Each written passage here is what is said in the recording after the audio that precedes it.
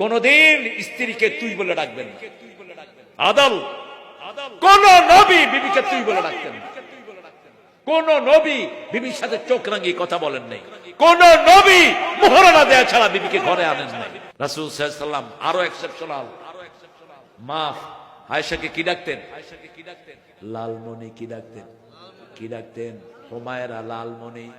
মা আয়েশাকে নিয়ে দৌড় প্রতিযোগিতা দিতেন। এখন আমরা যদি দৌড়াই কবে হুজুর পাগল হয়ে গেছে। জানা না হাদিস গোড়ার ডিম। মা সাফিয়া ওঠা ওঠা পছন্দ করতেন। তিরমিজির হাওলা। বিশ্বনবী এভাবে হাত পাততেন, ওখানে পা দিয়ে মা আয়েশা ওটের উপরে উঠতেন, রাসূল সেই ওটের রশি ধরে টানতেন। বিবিদেরকে কি অধিকার তিনি দিয়েছেন?